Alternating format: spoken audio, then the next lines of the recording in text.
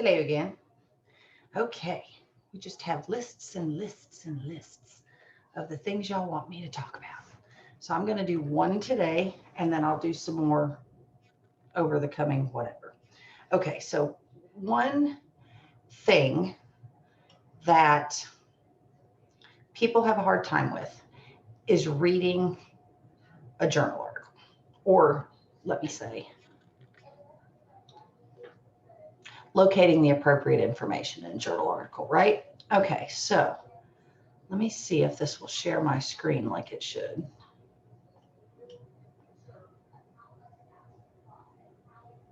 All right, it looks like it's behaving itself. I just picked a random article. This is too old. Let me just preface this. This article was in 2017, so this would be too old of an article to use for your problem space for a recommendation, but I'm just using this as an example. So let me just look deep into my eyes. You can't just skim an article. You have to, say it with me, read an article in its totality. And you will do that. What I'm going to show you right now is just kind of determine if it's, something you want to use so that you can save it and put it to the side while you're looking, but you are going to have to read the entire article. If you don't read the entire article, then you may use it inappropriately in your proposal. Now, like I said, random article that was from a student that we looked at some stuff. Okay, so let's say we're trying to find a recommendation, right, for future research. And I happen to come across this article and I want to see if it's something that might be valuable to me for recommendations. So let's say I am going to do a qualitative study, okay? And I'm going to interview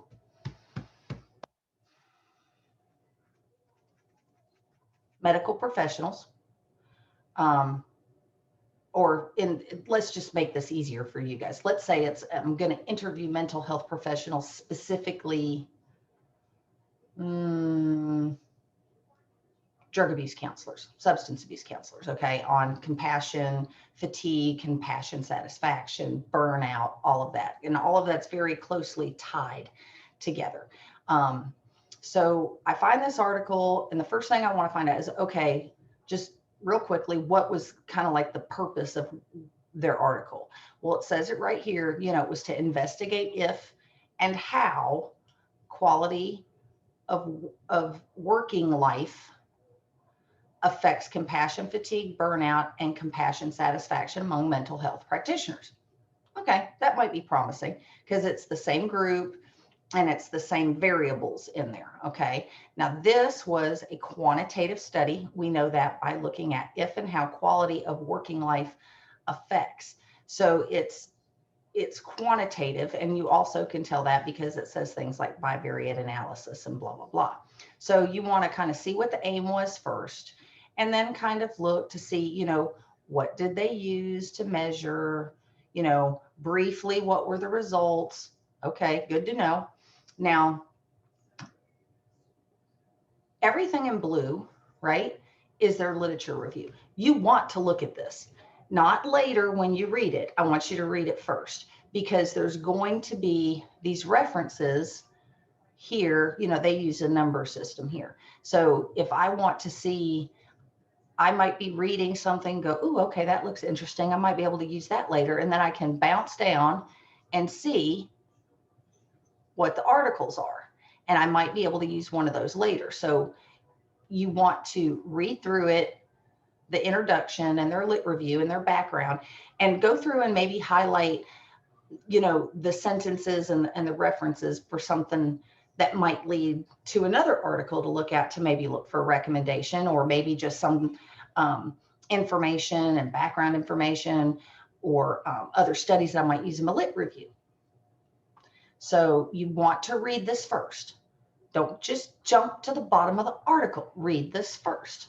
Okay, now you can go ahead and read their methods. I mean, you can do that more in depth later. That's fine, because like I said, for purposes of this is just seeing how valuable is the article to me.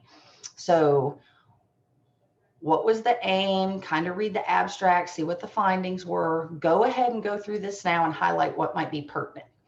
And then go ahead, everything in pink is results. You kind of want to go through that, okay?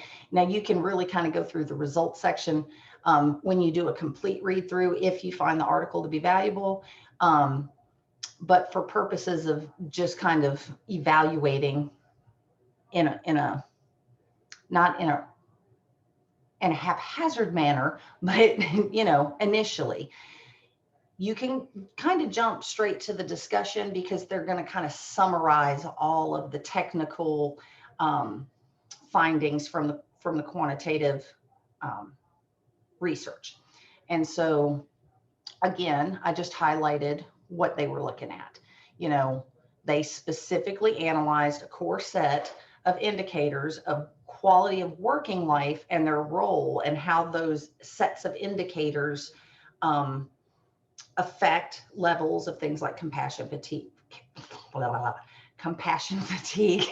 compassion satisfaction, and burnout among people who work in the mental health field. Okay, now granted, this was in Italy, but that's okay. You aren't necessarily restricted from using only studies in the United States, but this is another reason you really have to read each article, because in some countries they're not as stringent when they do studies. So you do, even if I found this to be beneficial, I'm still really going to want to go back and really kind of dig into it to make sure that it's a quality article. So then I read through all this earlier. This is all, you know, they're kind of going over their results and I'm looking. So now what I'm honed in on is I want to see if there's something I can use as a recommendation. Okay, so this one here. Therefore, although we may not draw any conclusion about the quality of either meetings or training perceived by our participants, both meetings and trainings should be considered by managers and team leaders as a way to improve compassion satisfaction. It is not a recommendation, not a research recommendation. That's like a practical application, right? Because they're talking about what managers and team leaders should consider. So that's more of a, hey, in the field, this should be done. Okay, so you need to be able to tell the difference. I have a lot of students that can't tell the difference between a practical recommendation and a research recommendation. This is a practical recommendation, something in the field that you could do. Same thing here. See how it says potentially useful for health managers and team leaders. That's a practical, another application that's practical. This whole little gamut right here of recommendations, every single last one of those, these are all practical recommendations. Now, but you don't want practical recommendations, right? You want research recommendations. What are they saying we should study? Okay, this is a research recommendation.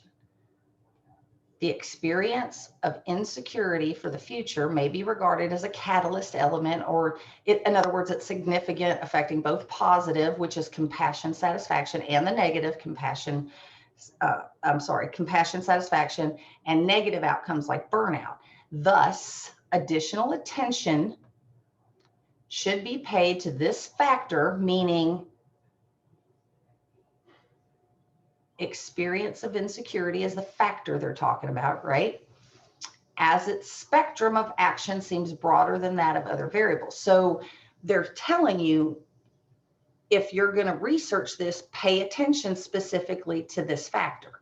Now, that recommendation is pretty broad because it kind of uses the word factor, right? So you could construe that as a quantitative or a qualitative recommendation. Okay, your recommendations based on what they say are going to kind of indicate if they're quantitative or qualitative in nature. This one's broad enough and the wording is, I don't want to use the word vague, but it's open enough that you could say it's a qualitative or a quantitative kind of recommendation. Now this one down here, this is more of a quantitative research recommendation because they're talking about their survey was cross-sectional and it didn't allow for causality. That indicates a quantitative recommendation. Like if you're going to do something regarding these variables and maybe this population, you know, they're not outright saying, hey, this is a recommendation, but they're putting it in there that you're going to want to use something that's different than a cross-sectional survey, and causality may go to something more like an actual experimental design. So this is more quantitative in nature. Now this one, furthermore, I hate these little pop-up things. Because this study emphasized the role of organizational and environmental factors, other possibly relevant variables were not included in the survey. For example, individual coping strategies with work-related stresses were not considered, although extensive literature demonstrates their crucial role in tackling difficult situations at work. I would say that's kind of a broad enough, you could do qualitative or quantitative. You could take that either way. Like if you were going to do quantitative, like maybe replicate this study or do some sort of variation on it or whatever, that you could use this as a recommendation and use a measure for other work-related stressors, right? But it could also, you probably could construe that into a qualitative. Let's say you wanted to do a case study and you wanted to look at the role of something else other than organizational or environmental factors. So different organizations. It doesn't mean it can't be an organization, and it doesn't mean it can't be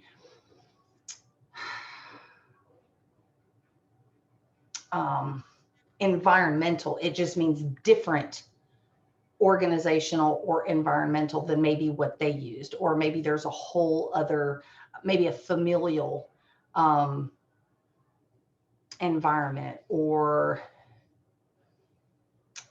maybe I'm totally lost my train of thought. I can't remember if they did this in a hospital or if it was like a mental health center. You know, you could do it if they did it in a mental health center, then maybe you might want to use a hospital setting, something like that. So this one could potentially be either or, qualitative or quantitative as far as a recommendation goes. And then this other one, they just flat out say it. Future studies could integrate such results by considering different organizational settings, like I just said, and or by including clients' measures of effectiveness of care as main outcomes. This feels a little more quantitative. You could make an argument for it to be qualitative if you were going to maybe interview the clients and have them describe or give their perceptions of the effectiveness of the mental health worker, right? So, or if you were going to be quantitative, main outcomes, the word outcomes, some doctors will argue that that's more of a quantitative kind of language as far as the recommendation goes. And, you know, clients' measures of effectiveness, measures like something that you get a score on from a survey. But you could potentially use, you know, 2 or 3 of these as either or. So now that I know, okay, I know I'm going to look at mental health professionals. I'm going to look at substance abuse counselors that are part of the mental health arena, if you will. So they kind of have the same folks. And maybe I'm going to look at compassion fatigue instead of satisfaction. I'm going to look at compassion fatigue and burnout, and maybe the compassion fatigue, burnout, coping skills of mental health workers in a hospital. I could potentially use one or two of these. So I'm going to save this article, and, I'm going to save it as potential problem space or potential recommendation 1. I mean, your file names might get long, but I'm telling you, if you'll make a long file name that explains it, you're not going to go around hunting and pecking for what you saved. So I might save this and might come back to it later. Now, what I can do is, like I said, this is 2017, so it's a little old. I'd say, you can't use that. But for purposes of this, if I might go now, where else am I going to look? First thing I'm going to do is I'm going to go look up the article. Let me just see if I can find it real quick on.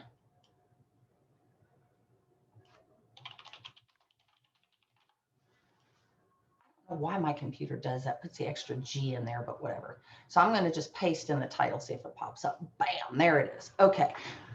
Remember my other video? Cited by 89 people. So I'm going to click that. Then I'm going to thin it out since 2020. That gives me 52 articles. Now I'm going to start digging, and I'm going to start looking to see, because one of these articles, I'm quite certain, probably used one of those recommendations, right? So yeah, you have to go through and you have to look at them, because you want to make sure that whatever idea you have and that you're pulling the recommendation from and you're kind of building, that somebody hasn't already done it, right? So now I'm going to hit these different articles. I'm going to eliminate dissertations. I'm going to eliminate theses, like thesis papers, and I'm going to look at articles. When let's trim her down again. 21. Let's look at 2021. So here's a qualitative study on the causes and consequences of compassion fatigue from perspective of nurses. So they may have just cited it in the literature. This original article, they could have just cited it in the literature, or they may have used one of their recommendations or something like that. So you need to, this is a good way to jump to another article that's more recent that might have another recommendation you can use. Ooh, let's combine two topics today. So this was kind of just a real quick, literally down and dirty on how to go through the article. So I'm not done with it. I'm not just going to stick it in a folder and never look at it again, or only use it, right, for my recommendation. There's information in here that I'm going to probably want to use, because there's probably some articles in here that I'm going to want to use for my background, or I'm going to want to maybe jump to one of them, because now remember, all of these are going to be older, right, than when this one was published in 2017. So most of this that I find in here that might be of interest is more than likely going to be too old. It will be too old to use for a recommendation, but it's stuff that I can look up and read that's probably going to add to the background of my study or to my literature review, and just themes everywhere, right? So you need to go and look up some articles in the reference list to see what might be of interest.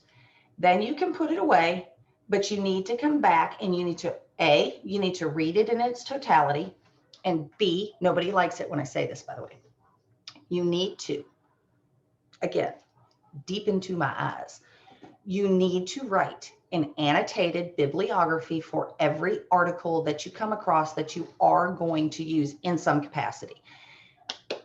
It will make your life so much easier when you start to write chapter 2, right? And you can just flip through your annotated bibliographies and see which articles might be good in which themes or whatever. So first, you're going to read it. Then you're going to write an annotated bibliography. Let me repeat that one more time. You're going to read the article in its totality, and then you're going to write an annotated bibliography. Then you're going to do the next thing, which is to organize your research, which I was going to make a whole separate video on that, but we're on a groove right now. Plus, it's relevant to what I'm doing. So let's say I'm going to save this article. Okay. I have it as example article. Let's say Rec 1 article. I'm going to use it for a recommendation. So that's what that is. And then I want to give it some sort of, I want to keep the author name here, but I want to give it keywords so I know what I'm looking at. Burnout, compassion fatigue, compassion satisfaction, mental health. That's just, look, that's just the way I do it. I know I'm going to remember this. I'm going to look at it and I'm going to know, okay, that article I was going to use for recommendation, it's got these variables in it. And the population had something to do with mental health. Okay, I'm good to go. So I'm going to go and I'm going to put it in my research folder, right? Of course, it's not going to save it because I'm trying to show you how to do this. Oh my God, for the love of Jesus. Okay, let's try that again. Let me see if it'll just, oh, there it is. I don't know why it say it didn't save. It's right there. Okay, so it's saved. Now, I'm going to go to my research folder, right? I'm going to make me a brand new folder. I'm going to make my dissertation lit folder. Okay, so this is going to be my new dissertation. Oh, it stopped sharing. Hold on a minute. Sometimes I don't like Zoom. Okay, so now I've got my new folder. I'm going to slide that in there. Okay, now what I'm going to do, I'm going to make recommendation articles. Hello. Okay. I'm going to move that in there. Now, while I'm here and I'm building, I'm starting to organize my literature, right? So I'm going to do, and I'm going to make more folders as I go. The more articles I read, I may make more folders. I do know that I'm going to be doing, I know I'm going to have compassion fatigue articles. So that's definitely going to be one of my variables or one of my constructs in the phenomenon that I use because I like qualitative. So I do a qualitative study. And then I want to look at burnout.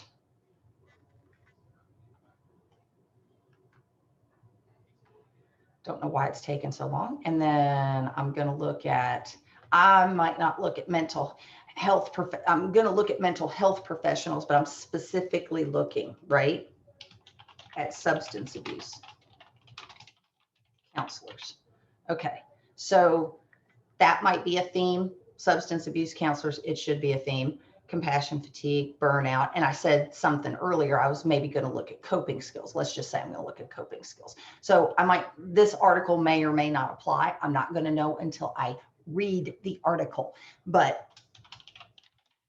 coping skills.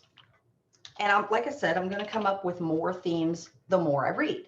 So, these are my recommendation articles, and I like to keep my rec articles at the top. So I'll just put a 1 and a period, and it'll keep my recommendation articles folder at the top. Now, every time I come across an article that I might use, right, for my compassion fatigue theme or my burnout theme or something like that, I'm going to stick it in a folder. Okay, well, what do you do when one article might be good for more than one? Oops, wrong folder. See? Now, this goes to recommendation, right? Okay, so yes, it's a recommendation article, but that's not I'm not just going to use that in my problem space. I'm going to make a copy of this, and I'm going to stick a copy in my compassion fatigue folder. And I'm going to stick one in my burnout folder. And then after I read the entire article, if I've repeated it like 5 times, you really just need to pay attention. If I'm saying it that much, I'm telling you, you need to read the entire article. You can't cut corners.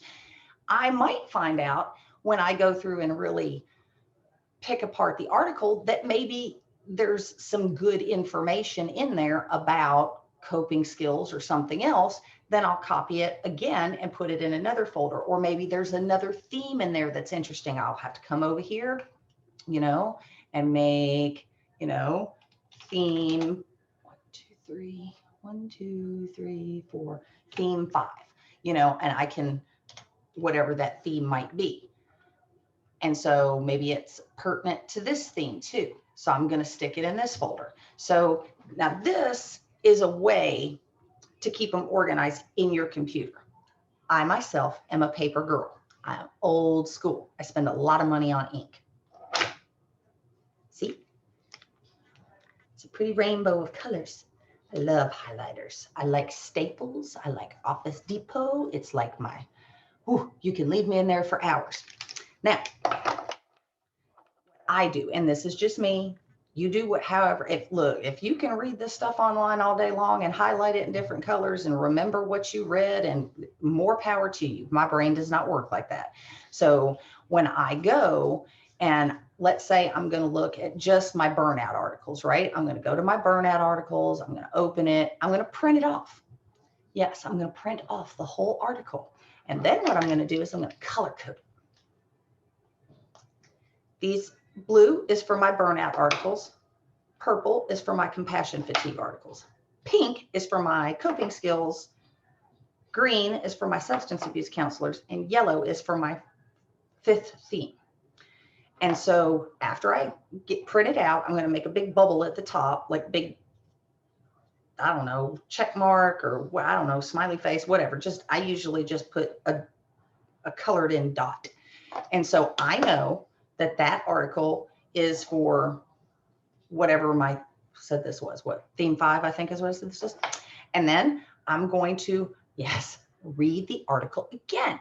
Or maybe I printed it out when I first did it, right? When I first really read through it. And so I've color coded it. And like, I might even want to do that. I might want to put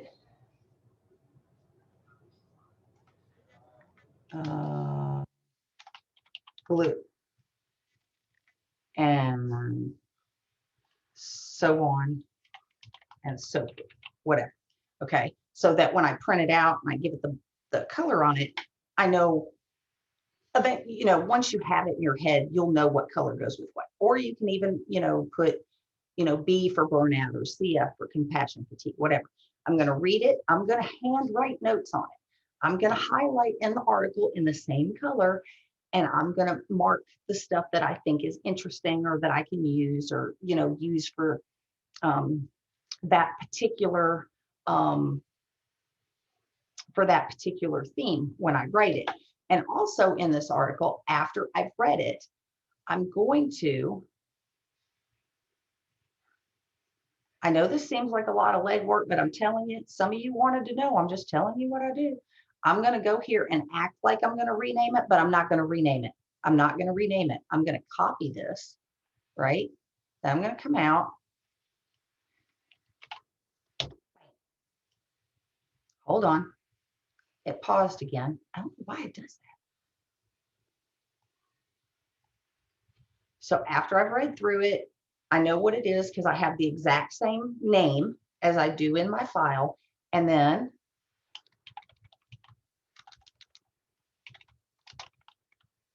I'm going to write my annotated bibliography on here. And then I'm going to save it.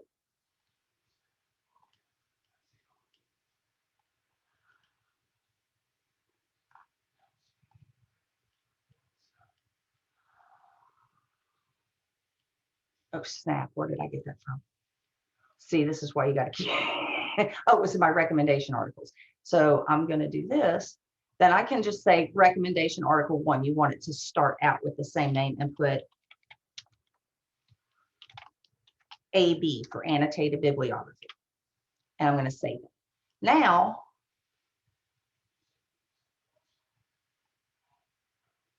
I closed Windows, so it stopped sharing. Hold on. So now I'm in my recommendations article folder. I have the article and I have the annotated bibliography that goes with it. Now, I take it a step further because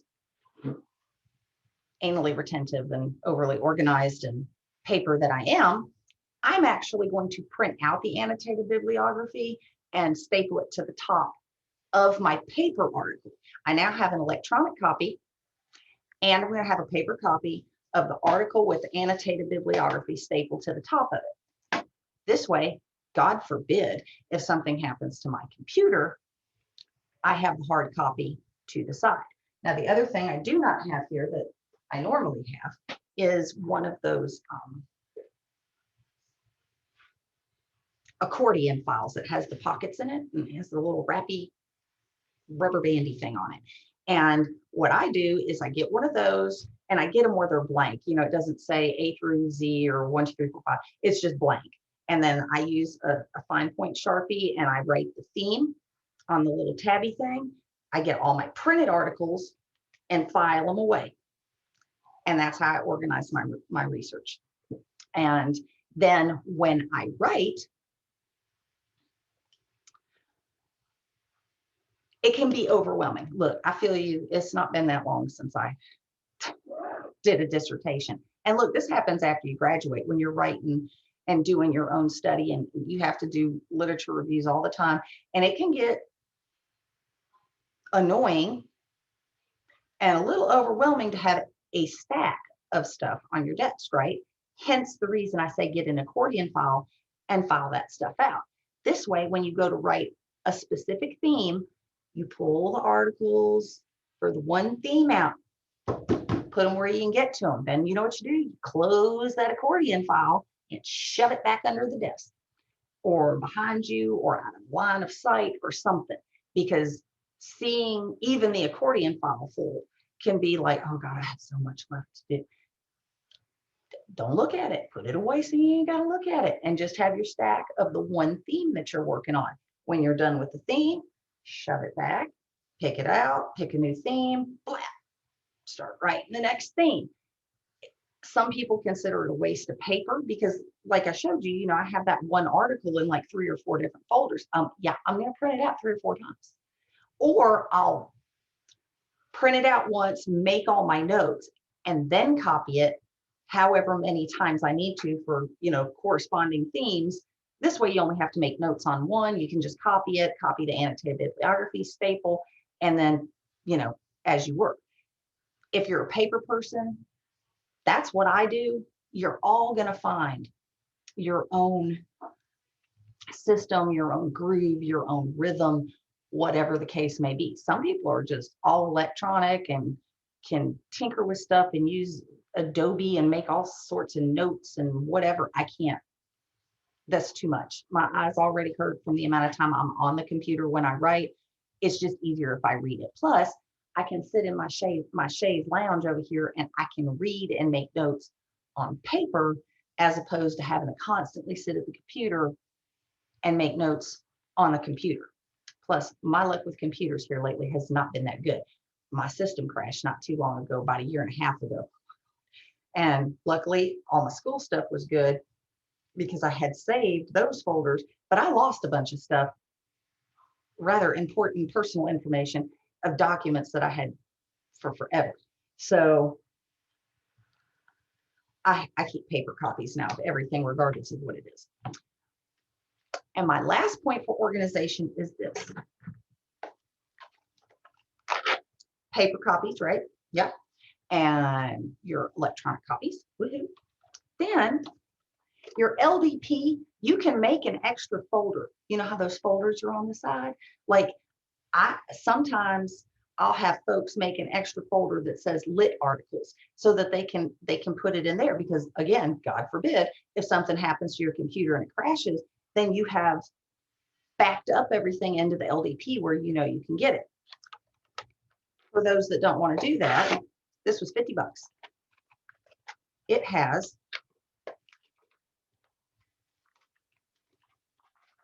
1 terabyte of space. It hooks to my computer via USB external hard drive, my friend. Get one, $47.95, and you can find them cheaper than that. A terabyte will hold a boat ton of information, a boat ton. And back up your stuff. Do it. I mean, if you want to keep it connected and just back up every time you have a work session where you've worked on stuff, and see, the problem is getting it back in here where it sits right. I hate this. And then I don't want anything to happen to it because, oh my God, we went through such drama to back to, oh, holy cow. So I put it back in the box in my little basket, and you can back it up once a week. You can back it up every time you have a session. Some people, you know, a writing session, a dissertation session where they're working on stuff. And this way you always have it. Just make sure if you back it up, at least unplug it after you back it up, at least unplug it from the USB port because, you know, thunderstorms and lightning strikes and all that good stuff and other acts of randomness that may happen. So that was a little longer than I anticipated, but I kind of got on a roll and like hit 2 subjects at once that were relevant. So if you have any questions, just let me know. If that didn't have in it what you were expecting, didn't expect to have in it, or you want more information on something, just shoot me a message or leave me something in a thread. Or if you happen to watch this on, sorry, my German Shepherd is acting a fool. Super. Come see. One sec. You a good girl? Okay. I know it's feeding time. I'm getting to it. Anyway, you can leave a comment in like the YouTube video, or you can just leave me a comment wherever. But that covers that. I've got a coworker that's really good with connecting theory to your study. So I'm trying to talk her into doing a video with me.